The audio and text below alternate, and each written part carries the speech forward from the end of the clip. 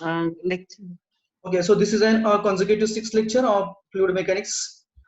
Today we are going to discuss about the further part related to the channel hydraulics. So according to the part which we have covered last time, that is related to the transitions in the open channel flow and how the conditions of the transitions affect over the flow through the channels.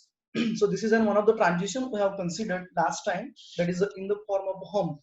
So hump is nothing but the whenever there is a regular channel or the regular alignment used to be there, in the such alignment, if there is a raised portion, in that case that raised portion of the bottom is considered as an hump, as a general idea.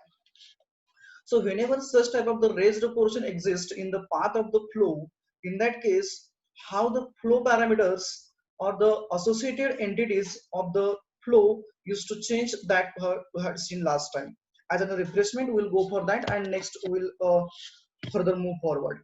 So for a subcritical flow, as subcritical flow is there, it means that the depth of the flow is more, velocity associated with that flow is less, and the flow depth is more. It means that the whatever the depth of actual flow depth is there, that is more than the critical flow depth. So at the section 1 we are assuming that y1 as a flow depth where the flow is a subcritical and it is more than the critical one. So we are assuming that this has a flow herein.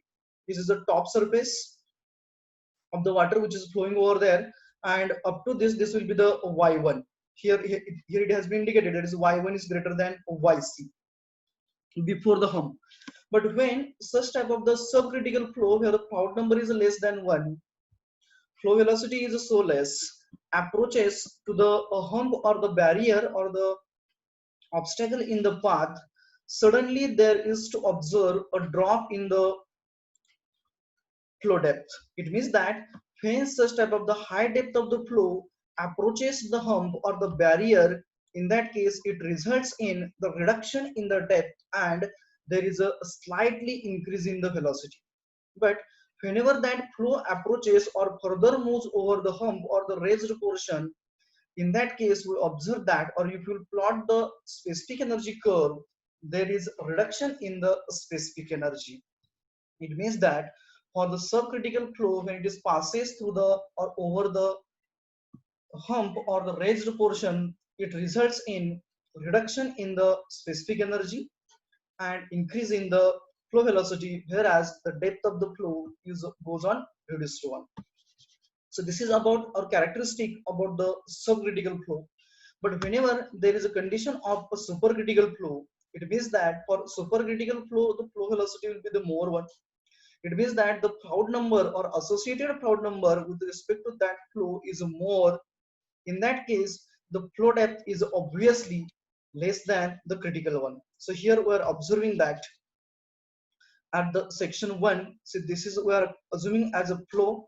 This is the top surface of the flow, and this is nothing but the flow depth. So y1, that is a flow depth, is a less than the critical flow depth. As it is a less than the critical depth, that's why there exists a supercritical flow. So here for this condition, there is a section 1, this is a specific energy curve, and similarly for the subcritical flow at the section 1, this indicates a specific energy curve. Owing to the property of the supercritical flow, when that supercritical stream or when that flow having the high velocity approaches the suddenly a barrier across the section, in that case it results in rise in the water surface. In the previous lecture I had taken an example of the a vehicle moving over a road surface, and when it comes across the barrier in terms of the elevated surfaces, that in such cases it results in, just a minute, in such cases it results in the change in the characteristics of the vehicles, that is related to the velocity and it's a suspension and all those things. Ultimately it results in the loss in the comforts of the passengers. It means that whenever such type of the barriers in the form of raised portions comes in the picture on the road surfaces. In such cases, it results in the escape of the tires or the vehicles from the road surfaces. Similarly, or in the same way, whenever there used to be a barrier across the channel or across the channel slope, in that case, the whatever the flow used to move, it results in the escaping from the same. ज्या वेळेस इथून super critical flow हा त्या barrier वरती आढळणार आहे, त्यावेळेस तो सरळ पुढे त्याच डेप्थने न जाता त्याची डेप्थ ही वाढणार आहे. म्हणजे जसं आपण बघितलं की रोड सरफेसवरती जर का बॅरियर असेल तर त्या केसमध्ये व्हेकल बरोबर त्याच्यावरून लिफ्ट होते, म्हणजे पुढे उचलली जाते. Similarly in this case also, while moving over the such type of the barriers, the water surface used to get elevated further at the higher elevations and depth goes on increasing. जी depth जी वाढते ती कुठेपर्यंत वाढते, तर that flow depth used to increase up to the critical flow depth. It means that for a supercritical flow, the flow depth from the section 1 where it is a less than a critical one, it goes on increasing at the section 2 where hump has been created, and that increases up to the critical flow depth where the specific energy goes on reducing and the specific energy reduces up to the E minimum, that is the critical specific energy E minimum, we can say, that is up to the critical point. It means that from this picture we are clear about that we can raise or we can have a barrier or we can have a hump of the maximum height which will be able to sustain the critical flow conditions for the depth of the flow as a critical and the specific energy up to the E minimum, that is E critical, beyond which if we are going to further increase in the dimension of the hump, that is a delta Z or H we can consider, or beyond delta Z, that is a Z max we can consider, there is a no possibility of the flow further. म्हणजेच condition काय होते की जी काय आपण हंपची height वाढवणार आहे किंवा बॅरियरची height वाढवणार आहे ती आपण एका लिमिट पर्यंत वाढवू शकतो. आणि ते लिमिट म्हणजे कोणतं असणार आहे, तर सुपर क्रिटिकल फ्लो साठी ते लिमिट म्हणजे फ्लोची डेप्थ ही क्रिटिकल डेप्थ पर्यंत जाईल एवढं झालं. म्हणजेच स्पेसिफिक एनर्जीचं जे रिडक्शन होणार आहे ते स्पेसिफिक एनर्जीचं रिडक्शन हे ई मिनिमम पर्यंत होईल, इथपर्यंतच आपण त्या हंपची हाईट वाढवू शकतो. त्याच्यापेक्षा आपण हंपची हाईट वाढवू शकत नाहीये. म्हणजेच पुन्हा एकदा आपण जर का रेफरन्स घेतला रोड सरफेसचा, जिथं आपण बॅरियर कन्स्ट्रक्ट केले त्या ठिकाणी जसं आपलं जर का आपण हाय स्पीडने व्हेकल पास करत आलो किंवा मूव्ह होत असेल आपण आणि त्याच हाय स्पीडने आपण जर का त्या बॅरियर वरून जर का व्हेकल पास करण्याचा प्रयत्न केला तर गाडी एस्केप होते आणि काही वेळ सर्वच्या सर्व जे व्हील्स असतात ते रोड पासून एस्केप होतात. म्हणजे एस्केप कंडिशन होते आणि पूर्णपणे ज्या आपल्या कंडिशन्स राहतात म्हणजे जे आपला कम्फर्ट झोन असतो पूर्णपणे लॉस होतो. गाडी बऱ्याच वेळा रोड सरफेस वरून बाहेरच्या बाजूला एस्केप होते, म्हणजे ऍक्सिडेंट होतो आपण असं म्हणतो. It means that we can sustain that speed or we can have the maximum dimension of the such type of the elevated road surfaces or road barriers up to a certain limit beyond which we can't. If we are going to increase further, in that case it results in the loss in the or it results in the complete destruction we can say, म्हणजे तिथे accident होणार. Similarly इथं destruction in the sense काय असणार, तर चॅनेलचा flow हा पूर्णपणे ऑब्स्ट्रक होणार, म्हणजे तो फ्लो पुन्हा पुढे युनिफॉर्म मेंटेन होणार नाहीये किंवा ज्या कंडिशनला तो जाणार होता किंवा जो फ्लो आपल्याला मेंटेन करायचा होता तो फ्लो पूर्णपणे मेंटेन होत नाहीये. ती झाली आपली झेड मॅक्स, म्हणजे क्रिटिकल फ्लो डेप्थची जी हाईट असणार तिथपर्यंतच आपण फ्लो हा सस्टेन करू शकतो. This is a basic characteristics of the humps. It means that for sub critical flow it is characterized by increase in the flow, sorry, reduction in the flow depth associated with the increase in the flow velocity and reduction in the specific energy. Whereas for the supercritical flow, the hump is related or hump is characterized by increase in the flow depth up to critical one, increase in the reduction in the specific energy up to the critical one, and reduction in the velocity. Now the further part is that if it is therein, then how to find out the height of the hump or how to provide them firstly. As we have discussed in the previous lecture that the humps are provided to maintain the flow conditions. Means if the such type of the natural conditions are not pertaining or not able to sustain the flow conditions, means if there is a increase in the velocity and further erosion of the channel bed, in that case it requires to be, or it is essential to reduce the flow velocity. And whenever we want to have, in that case we are going to raise the surfaces. Again, whenever we want to measure the discharge, in that case we would have the firm conditions of the flow. So for such conditions we are providing the humps. Then how to find out the maximum height of the hump, or Z max we can say. So if we are knowing the specific energy E1 at E at the section 1 as E1 and the specific energy E2 at the section 2, here E2 will be the critical depth and critical specific energy, that is a YC plus velocity head, it is a critical velocity head we can say, means at the E2 it will be combination of the YC and Vc square by 2g, whereas at the E1 it will be combination of the flow depth y and the associated velocity head v square by 2g we can say. So if you are knowing those things and if you subtract the E2 from E1, the E2 कुठून असणार आहे आपला, तर E2 हा इथून असणार आहे, from this point up to the top surface or the water surface we can consider. So if you subtract this E2 or this dimension from the dimension of the section 1, that is E1, we will get the remaining dimension that is below the point, below the this bottom, that is E2 we can say. So that is nothing but the maximum height associated with the hump. This is the related to the hump. That part already we had discussed in the previous lecture, but as a part of the revision we covered that. Now we'll move for the further. That is for a subcritical flow, whatever the observations we had, those are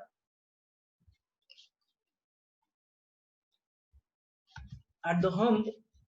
For the subcritical flow, the water surface downs at the hump, means water surface is going to reduce, further going in a reduction in a height, and it is a, there is a decrease in a flow depth.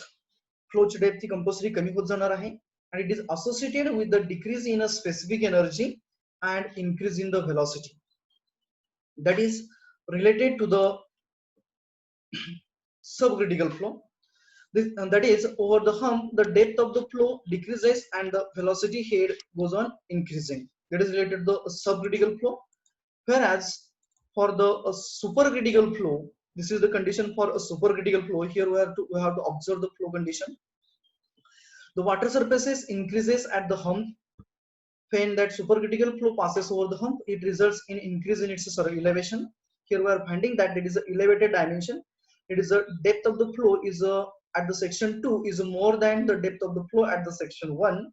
It is increase in the depth of the flow, and increase in a flow depth up to the critical depth, means the flow depth is going to increase up to critical one, and it is associated with the decrease in a specific energy up to the minimum, that is a EC, and decrease in the flow velocity. That is, over the hump the depth of the flow increases and the velocity here decreases. It may be observed that the specific energy diagram, there is a limit up to which the specific energy for the given discharge can be reduced by increasing the height of the hump to a certain value, that is a delta z we can say, and that height up to which we can increase, it is certain maximum value without altering the conditions of the approaching flow upstream of the hump. Means we are able to increase the height of the hump up to a certain limit, and that is given as, or that relationship is given as E1 is equals to, that is a specific energy at a section 1 is equals to specific energy at a section 2, that is a critical or a E2 we can consider, plus delta Z max, where the delta Z max indicates the height of the hump. Okay, then we'll go for the quiz now. The first one, that is, for a supercritical flow to pass over a hump, the flow depth, velocity, and a specific energy. The condition is that for a subcritical flow to pass over a hump, the flow depth, velocity, and the specific energy. Option 1 is increases, decreases, and increases respectively. It means that first one, it is that is related to the depth. Second one is related to the velocity, and third parameter is related to the specific energy. Condition is for the subcritical flow. If subcritical flow passes over the hump, then depth of the flow, first option is increases, velocity decreases, specific energy increases. Second option is depth increases, velocity increases, and specific energy decreases. Third option is flow depth decreases, velocity increases, and the specific energy decreases. Whereas the last option is the flow depth decreases, the flow velocity decreases, and the specific energy increases. The condition for the subcritical flow to pass over the hump. If you are knowing the answers, you can go for. Otherwise, I will go for. If you are getting the things, then you can. Okay. Someone has marked A, then C. Again. Okay, we'll go for the answer. So before that, we'll go for condition once again. The condition is for a subcritical flow. It means that the depth of the flow prior to the hump is more, okay, and it is going to approach or it is going to pass over the hump, that is elevated portion. In that case, for the subcritical flow, we had seen that the depth of the flow decreases as previously or before approaching to the hump. For subcritical flow, the depth is more, but when it approaches to the same, in that case, it results in a decrease in the flow depth. Also, as the depth decreases, means the velocity increases and specific energy also decreases. So correct option is option C. Next one is for supercritical flow to pass over a hump, the flow depth, velocity, and the specific energy. This condition is for the supercritical flow. Options are first one increases, second one decrease. Sorry, first one depth increases, velocity decreases, and the specific energy increases. Second option depth increases, velocity increases, and specific energy decreases to the critical. Third one is the depth increases to the critical, velocity increases, specific energy decreases. The last option is the flow depth increases to the critical, the velocity decreases, and the specific energy decreases to the critical. So the correct option for the same is the option D once again. That is for the subcritical flow, that is a flow depth prior to the hump is less, and when it approaches the hump or when it passes over the hump, the depth increases to the critical one. That is a maximum limit is up to the critical, because before the hump the depth of the flow is less than the critical depth. So over the hump it increases to the critical. Velocity goes on reducing, that is a decreases, and there is a decrease in specific energy up to E minimum, that is a critical specific energy we can say. So correct option is D. The next one we'll go for the numericals, the small numericals. The statement for the same is the water flows at a steady and uniform depth of a 2 meter in an open channel of a rectangular cross section having the base width equal to 5 meters and laid at a slope of 1 in 1000. It is designed to obtain a critical flow in the channel by providing a hump in the bed. Calculate the height of the hump and sketch the flow profile. Consider the value of Manning's rugosity coefficient, that is a small n, is a 0.02 for the channel surface. The condition is that water is flowing and its condition is a steady and uniform, okay, and its flow depth is given as a 2 meters, okay, means before the hump the flow depth is a 2 meter, channel section is a rectangular one with its base width as a 5 meter, and its a channel slope is given as a 1:1000, and condition is that it is designed to obtain the critical flow in the channel by providing hump, means we have to obtain the critical conditions by providing the hump, means we have to raise the portion. It is asked to calculate the height of the hump. This what should be the maximum height of the hump and sketch the flow profile. Considering that, or they have given us the value of the Manning's and as a 0.02. We'll consider the channel conditions as, suppose that this is the flow depth y, there is a 2 meter which is given to us. The velocity head v square by 2g for the uniform and steady condition, it is before the hump. Then E will be the specific energy at this section, which is combination of the y and a velocity head, or the flow depth and velocity head. This is the water surface, and when it is going to approach the same over the channel slope of 1:1000, obviously there will be reduction in the flow depth up to the critical, that is the YC you have assumed to be. Then there will be reduction in the velocity and reduction in the depth and associated increase in the velocity, and there will be the specific energy E minimum, and we are going to assume that the height of the hump as h, that is the maximum height of the hump as h. So we'll proceed now.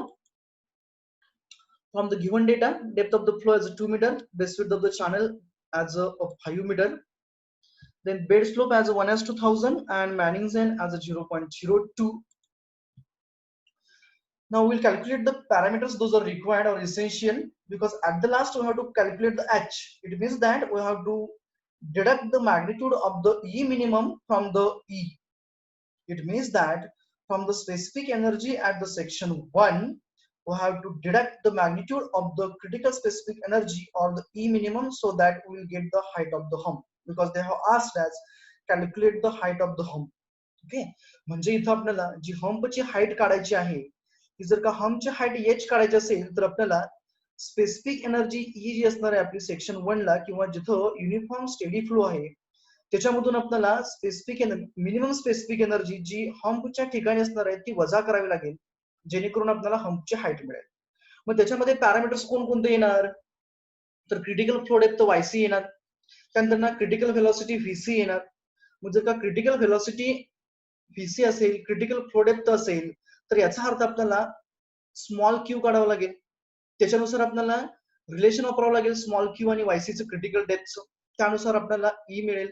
नंतर आपल्याला velocity काढावं लागेल. व्हेलॉसिटीसाठी आपल्याला पुन्हा YC वापरून, एक तर आपण YC चा वापर करून काढू शकतो, किंवा we can go for directly. Okay, so further moving to that, we will calculate the firstly the entities those are required therein. So weighted area we can say, or the cross sectional area of the flow is a B into Y, and the perimeter will be P is equals to B plus 2Y, as it is a rectangular channel, and hydraulic radius R will be A upon P. So A is a B into Y, so width is a 5 meter and depth is a 2 meter, that is at the section where there is a uniform steady conditions. Okay, so for at this section, base width is given as a 5 meter and flow depth is given as a 2 meter. So it will be area will be 10 meter squares, whereas the perimeter will be B plus 2 times Y. B as a 5 into plus 2 into 2 times the depth, that is a 2 meters. So we'll get the perimeter separately as 5 plus 4, that is a 9 meter, and the ratio of the area to the weighted perimeter is the value as 1.111 meters. Then the next parameter which will be required, that is the height of the hump, that is h is equals to E minus E minimum, that is therein. Then discharge Q, discharge will be the constant one, that is at the section 1, that is here, and at the section 2, that is at the hump, that discharge is going to remain constant, and we are going to use the relation for the discharge, that is a continuity, that is area into velocity. And for a velocity, either you can use the Chase's or you can use the Manning's equation, as they have given us a small n, that is a 0.02. So Q is equals to AVA into, if Manning's Chase's equation is used, then P will be seen to